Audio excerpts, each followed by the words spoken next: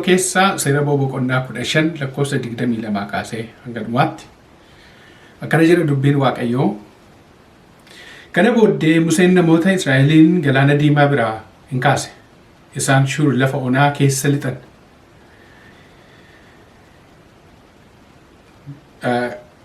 Lafa onaa sana keessa guyyaa 3 adeeman.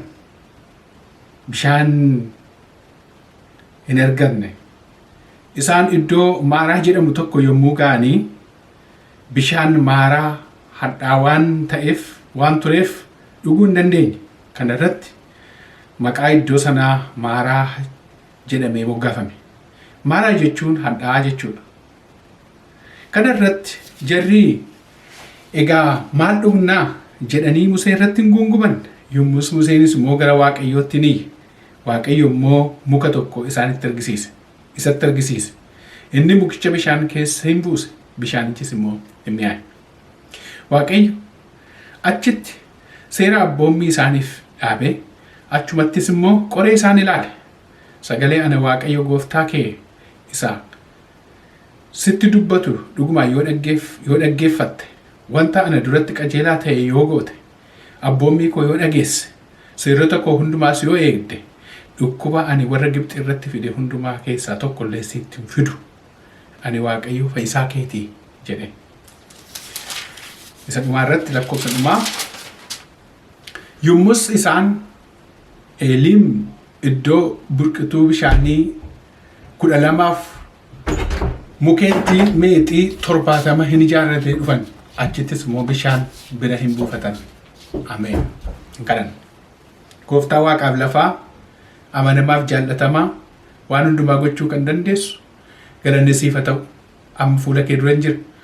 Fuula kee dura jirra. Maqaa Gooftaa Yesuus Kiristoosiin dubbii jiraataa kana nu ibsi. Yaa Waaqayyo, wanti tu dubbattu jireenya keenya ijaaru. Lafa qubnee nu haa kaasu. Wanta nutti hadhaa'e nuuf mi'eessu. Dubbiin kee jireenya keenya ijaaru. Maqaa Gooftaa Yesuusiin. Ameen. Jaallatamtootaaf kabajamtoota, dubbii Waaqayyo as keessatti dubbatamee jiru waa'ee saba Israa'eliitti wanta hadhaa'e tokko argina. Har'aan mata duree kaa'eera. Wantis duraa hadhaa'e haa mi'aawu kan jedhu mata duree kana jalatti dubbadha. Wanti hadhaan jireenya namaatti kan hadhaa'e hin jiraata. Deemsa keessatti kan hadhaa'u hin jiraata. Bultii keessatti kan hadhaa'e jiraachuu danda'a. Bara keessatti kan hadhaa'e jiraachuu hin danda'a. Haasaadhaan haalaan kan hadhaa'u jiraachuu danda'a. Har'a ergaan isiniif qaba. Wantis duraa hadhaa'e ammaa ka'ee maqaa Gooftaa Yesuusiin kan mi'aaye haa ta'u. Ergaa kana keessatti wanti arginu saba Israa'el irratti wanta mudate wanta isaan ga'e argina. Saba Israa'el kun wanti isaan godhan maal? Saba Israa'el waggaa 430 biyya Gibxi keessa garbummaadhaan jiraatan. Waggaa 430 jechuun bara mirgummaa isaanii dhaban, bara afaan isaanii dhaban, bara aadaan isaanii dhaban, bara moo garbummaatti bitamanii jiraatanidha. Ofiin ajajamanii jiraatu malee. Ofiin hin godhanii fi jiraatu malee. Ofiin dubbatanii amansiifatanii wanta kan biraan itti dubbatutu amansiisa malee. Kanaaf iyyuu mirga qabu ture. Eenyummaa isaa dhabee, mirga isaa dhabee, afaan isaa dhabee, aadaa isaa dhabee biyya garbummaa waggaa 430 jiraata biyya Gibxi keessatti. Achitti immoo garbummaadhaan bitamee hojjetaa ture. Saba kanaa Waaqayyo achii baasuun jaalala Waaqayyoo ta'e. Waaqayyo yeroon isaa yeroo ga'u saba kanaa baasuudhaaf murteessa. Yeroo baasu immoo Museetti gargaaramee, Museenis immoo isaan gidduudhaa kan dhalate, mana mootii keessatti kan guddate, garuu maqaa mootiitti kan hin waamamne, saba isaatti kan waamamu, nama kana Waaqayyo argatee karaa sana baase. Ilaalaa, dhahicha gurguddaa 10 itti fidee achi keessaa baase. Waa'ee sanaa dubbachuudhaan miti akka nuu galuufan dubbadha. Dhahicha gurguddaa namni jalaa ba'uu hin dandeenye biyya Gibxi irratti fidee, mana mooticha irratti fidee saba kana akka inni gadhiisu godhe. Sababni isaa mootichi isa mataa jabaate wanta ta'eef. Sababni isaa mootichi sabicha gadhiisuu hin barbaadu wanta ta'eef. Sababni isaa sabichi akka isaaf garmoomu waan barbaaduuf waa'uu jedhee ture.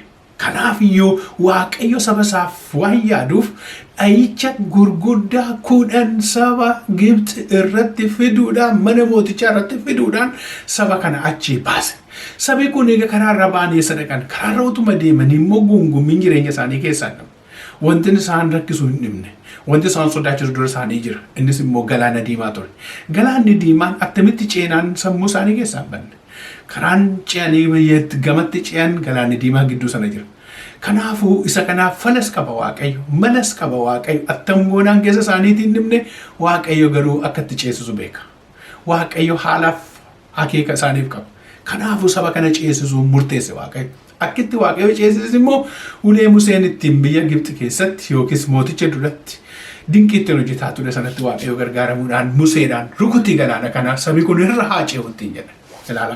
Wanta dura isaaniitii isaan qabee jiru, wanta dura isaaniitii akka isaan hin dabarre godhaa jiru akka Museen rukutee ce'uudha. Haaleluyyaa. Maqaan Waaqayyoo galateeffamu. Waaqayyo saba isaaf yaada. Waaqayyo yeroo kanarratti ergaa siif qaba. Waaqayyo waa'ee kee yaada. Ceesisuun jaalala Waaqayyooti. Nan baasa jennaan nima baasa. Nan oolcha jennaan nima oolcha. Nan godha jennaan Waaqayyo nima godha. Maqaan Waaqayyoo galateeffamu. Kanaaf iyyuu saba kana baasee fuudhee galaana diimaa bira eega ga'e booda Museen harka isaa yeroonni ulee isaa ol fudhatu galaanichi bakka lamatti garaagare. Ilaalaa garasiin bishaanni girgiddaa ta'ee fi garanaan bishaanni girgiddaa ta'ee fi lafa cirracha lafa gogaarra sabi isaa ce'e. Sabi Waaqayyoo ce'e. Waaqayyo bishaan si nyaachuuf jedhu girgiddaa sii godha yeroo si dabarsuuf jedhu. Bishaan si balleessuudhaaf jedhu si fudhatee deemuuf jedhu Waaqayyo karaa ce'umsaa siif qopheessa. Haaleluyyaa. Garasiin girgiddaa ture bishaanni garanaan girgiddaa ta'ee giddu galeessa kana Waaqayyo kutee isaan ceesise. Ega ce'anii booda'oo sabi kun ega ce'ee boodee diinni inni garaan kutanne inni kaleessas garbummaa isaanii barbaadu inni kaleessa isaan bitataa ture inni kaleessa isaan dhiitaa ture inni kaleessa isaan ergataa ture ammas duukaa fardeen isaan duukaa fiigaa ture isaan iyyuu ce'anooti ammaaliif hin ce'u jedhee lafa cirracha waan argate itti fakkaate isa Waaqayyoo bane sanatti lixe. Karaa Waaqayyo saba sanaan ban isaaf kanaan immoo badiidha. Isaan gaafa isaan itti nam'an fiiganii dhufanii fardeen isaanii akka jirtu loltoonni Fari'oon warri booddeedhaan isaan qabuudhaaf dhufan kun yeroo dhufanii qabuu dhufanii Museedhaan rukuti jedhe Waaqayyo bishaanichi yeroo bishaan rukutu bishaanichi sila saba sanaaf girgiddaa ture walitti dhufe saba kan warra isaan ari'atu diina isaa galaana irratti irbaata galaana godhe hambise. Haaleluyyaa. Waaqayyo diina keessirraa irbaata galaanaa godha. Waaqayyo diina keessirraa irbaata galaanaa godha. Haaleluyyaa. Waaqayyo diina keessa si lolu Waaqayyo galaana keessatti hambisa. Isa si ari'atu Waaqayyo si biraa hambisa. Isa si miidhu Waaqayyo si biraa hambisa. Haaleluyyaa. Ameen jedhii fudhadhu. Yesuus Kiristoos gooftaan. Kanarratti dhaga ta'e booddee dubbii nama dubbisu ergaa nama dubbise seera ba'uu boqonnaa 15 lakkoofsa 22 kun egaa ce'anii booddee faarfatanii gammadanii sabi kun taa'ee galaana bukkee taa'aa ture. Galaana diimaa gama keessa diinni isaanis irraa boqoteera. Diinni isaanis biraa hafaniiru. Wanti isaan sodaachisu hin jiru. Amma boqotanii taa'u turan. Gammadanii taa'u turan namatti tola. Ega diinni keessa irraa kufe. Inni si miidhu ega sirraa kufe. Inni sodaachisu ega si biraa hafe. Maaltu sodaachisaa buleessa koo? Maaltu si miidhaa buleettii koo? Maqaa gooftaa Yesuus inni si miidhu si wajjin hin deemuun jedha. Ameen. Inni si miidhuu barbaadu si duukaan adeemuun jedha. Boqonnaa argattarra maqaa gooftaa Yesuus inni Waaqayyo boqonnaa namaa kenna. Eega boqotanii booddeedha sagaleen ammas ni dubbise kun lakkoofsa 22 booddee kana booddeedha Museen namoota Israa'eliinii galaana diimaa biraa hin kaasedha. Fudhatee ka'eega. Galli isaanii iddoo sana utuu hin ta'in galli isaanii ganaa dheeraadha. Karaa dheeraa deemu. Lafa isaan itti galanii Waaqayyo lafa kakateef lafa waadaa galeef lafa isaan itti seenan lafa bishaan isaanii dhugan lafa isaan midhaan isaanii nyaatan lafa aannaniif damma baasu biyya kanaan sanatti galuudha deebi'anii. Ameen ameen Waaqayyo si gashaameen jedhe. Kana booda saba kana fudhatee karaarra utuu hin adeemu guyyaa 3 deeman. Guyyaa 3 gadi deemanii booddee dheebotan. Lafa isaan ga'anii lafa bishaan tokko bira dhaqan. Waa'ee bishaan sanaan dubbachuu barbaada egaa. Har'a hadhaan kee maqaa Yesuusin yeroo itti mi'aawu jira. Yeroo isaan itti lixanii bishaan sana dhuguudhaaf jedhanii bishaanichi hadhaate ta'e. Bishaan hadhaa. Bishaan hadhaa ta'e. Ilaalaa dheebotaniiru. Ilaalaa dadhabaniiru. Ilaalaa jireenya isaanii keessatti wanti isaan qabee jira. Ulfaataa jira garuu dheebotaniiru. Waan dheebotaniifi bishaan dhugan dhaban. Bishaan kana yeroo itti goranii bishaan sun maal ta'a? Maharaa ta'e. Maharaa jechuun immoo hadhaa jechuudha. Bishaan hadhaa. Bishaan hadhaa ta'e. Ilaalaa dheebotanii itti goranii yeroo dhaban hadhaa ta'e. Barbaadanii yeroo dhaqan jala hadhaa ta'e. Yeroo dhuguudhaaf jiran hadhaa ta'e. Hadhaan hin dhugamu. Hadhaan nama rakkisa. Hadhaan gadi hin liqinfamu. Waan hadhaa ta'e siif hin liqinfamu. Har'a jireenya keerraa Waaqayyo hadhaa kaasu. Maqaa gooftaa Yesuusin jireenya keessanirraa Waaqayyo waan hadhaa kaasu. Hallelujaa haa kaasu maqaa Yesuusin. Waaqayyoon kaasa. Kana booda bishaanichi maaraa hadhaa waan tureefi dhuguu hin dandeenye kanarratti maqaan iddoo sanaallee maaraa jedhamee moggaafame. Maaraa jechuun hadhaa jechuudha. Kanarratti egaa maal dhugnaree jedhanii Musee gaafatan. Maal dhugnaree hin dhugne kun lafa gogaarra deemaa irra guyyaa 3 yoo deemneerra maal dhugnaree jedhan. Isaan kan isaan beekan gara Museetti iyyuudha. Isaan kan isaan beekan Museedhaan maal nuuf alta'a. Museen immoo abbaa faluuf qaba. Museen immoo abbaa wajjin haasayees ga'e qaba. Museen immoo abbaa irraa dhaga'u qaba. Museen immoo abbaa dhageeffatu qaba. Innis Waaqayyo abbaa isaati. Museenis achumaan saba kana maal nu baasa? Maal nu baafta yaa Waaqayyo yeroo jedhee gaafatu waanuma Musee bira jiru Waaqayyotti agarsiisa. Yeroo Waaqayyo waan bukkee kee jiru irra Waaqayyo mi'aasii godhan jedha. Ameen. Museenaan ilaali jedheen muka kana ilaali. Muka sanatti agarsiisa. Mukicha ija isaatiin argina durayyuu Museen. Garuu hin barre malee akka inni bu'aa qabu.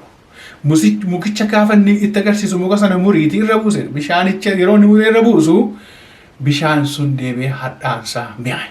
Hallelujah. Wanti ija keetiin hin agarre har'a Waaqayyo isa duraa hadhaa'ee jiru har'a gooftaan keenya Yesuus Waaqitti waaqessutu waaqni waaqessunu yeroo inni hadhaa kee mi'eessutu jira jedha. Ameen. Nama amanuuf hin ta'a. Ameen. Wanti sitti dhaa'e har'aan si mi'aa. Wanti si jalaa hadhaa'e mi'aa jedha. Maqaa gooftaa Yesuusiin amani duwwaa malee. Amani duwwaa malee Waaqayyo wanti si duraa hadhaa'e mi'eessa. Himmiessa Yesus himmiessa. Hallelujah. Kana booda Museen mukicha muree gaafa irra buusu bishaanichis deebi'ee hadhaa'ina irraa mi'aati jijjiirame. Wanta hadhaa'an hin jijjiiraman jedha. Ameen.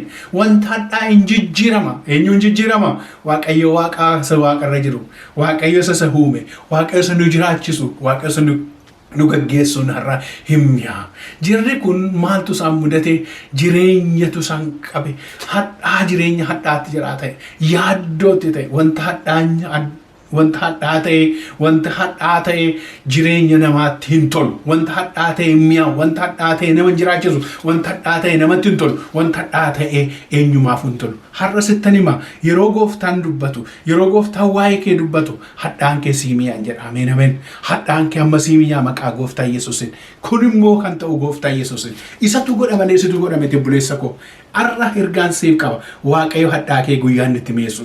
Sabni kun eega mukicha muree irra buusee booddee bishaanichi hadhaa irraa deebi'ee mi'aatti. Mi'aawutti jijjiirame. Bishaanichi hin mi'a hin dhugani dheebuu baane. Hallelujah. Har'a jireenya kan sitti hadhaa'ee jira buleessa koo. Har'a wanti itti qabattee jirtu si jalaa hadhaa'ee kan jiru jira. Har'a obboleetti koo wanti dura hadhaa'ee jiru jira. Maqaa gooftaa Yesuusin ergaan siif qaba. Hadhaan kee amma kana booddee maqaa Yesuusin hin mi'aa. Hin mi'aa itti amani duwwaa malee.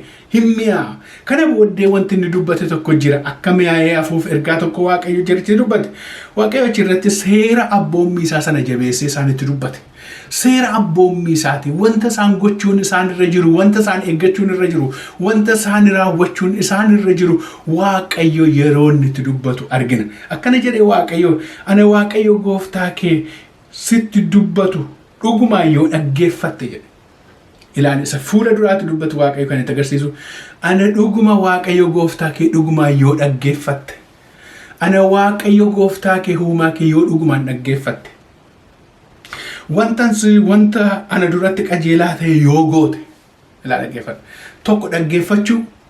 Wantan siin jedhu kana dhaggeeffachuu. Ani Waaqayyo gooftaa kee ta'uu koo wantan sitti dubbadhu kana yoo dhaggeeffatte. Wanta ana duratti qajeelaa ta'u yoo hojjette isa kana wanti qajeelaan Waaqayyo kan barbaadu qajeelina barbaada. Waaqayyo qajeelaadha wanta ta'e waan qajeelaa ta'u ana duratti yoo hojjette waan tola ta'e ana duratti yoo hojjette waan gaarii ta'e ana duratti yoo hojjette wanta na gammachiisu wanta saba kee gammachiisu wanta si gammachiisu wanta Waaqayyoon gammachiisu ana duratti yoo hojjette. Hallelujah. Ilaa dhaggeeffadhu. Inni sadaffaan immoo maal jedhe? Akkana jedhe wanta ana duratti qajeelaa ta'e yoo goote jedhe.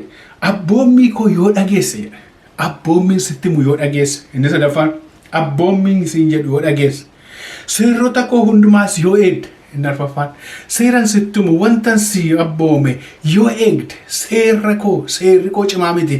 Seerri koo seera jaalalaati. Seerri koo seera dhugaati. Seerri koo seera jiraachisu. Seerri koo seera abdiiti. Seerri koo seera bara baraan si geggeessu. Yoo seera koo eegde. Dhukkuba ani warra Gibxi irratti fide matumaas irratti fide. Gonkumas irratti hin fide Waaqayyo gooftaan. Dhukkuba warra Gibxi irratti fide keessaa tokkollee sitti hin dhufu. Dha'icha warra Gibxi irratti fide. Dhukkuba warra Gibxi irratti fide.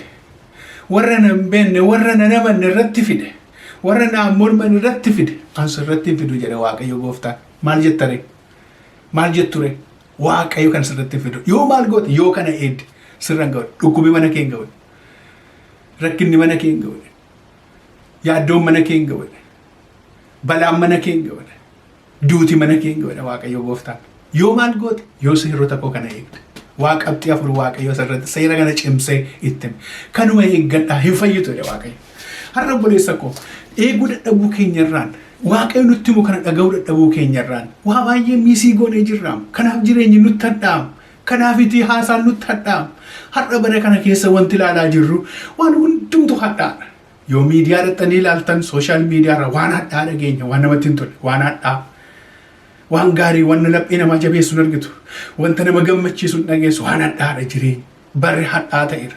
Lafti hadhaa ta'eera. Jireenya kee keessatti soo har'a wanti jireenyi sitti hadhaa'ee jira obboleessa koo. Bultii kee keessatti wanti si dura hadhaa'ee jira.